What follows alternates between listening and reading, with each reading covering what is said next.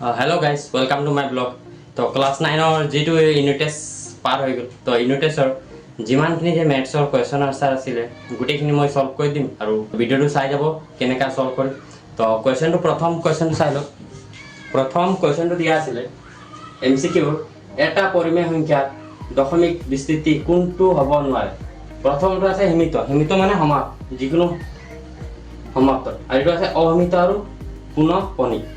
আৰু এটা আছে অসীমিত আৰু এটা লাষ্টত আছে সীমিত।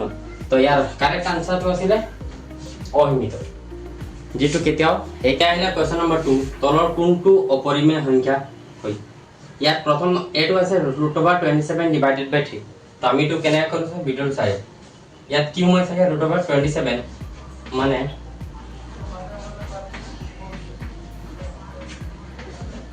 কি লিখিলো 9 3 গুণ কিমান 9 3 যে 27 9 3 গুণ 27 আর তলত কিমান আছে √3। এতিয়া কি কৰি দিম 3 and 3 ক্যান্সেল কৰি দিলে ইয়াত থাকিব √9 বা লিখিব পাৰো আমি √3 স্কয়ার ইকুয়াল এটো হৈ যাব 3।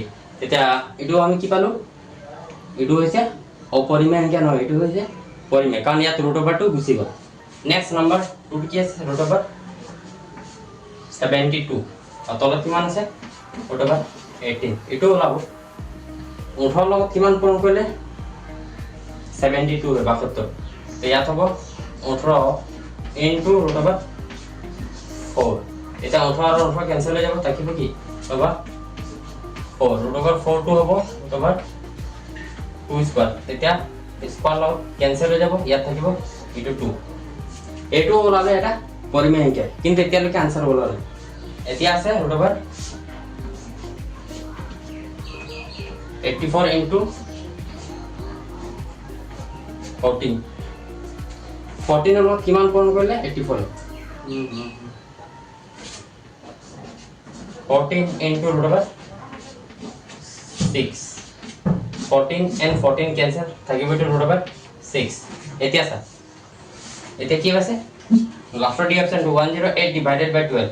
এটো হৈ আছে 12 ইনটু √9 ইনটু 12 ইনটু ইয়াত ইনটু কোন অন থাকিব 12। এতিয়া কি কৰি দিম 12 or 12 ক্যান্সেল √9 মানে কিমান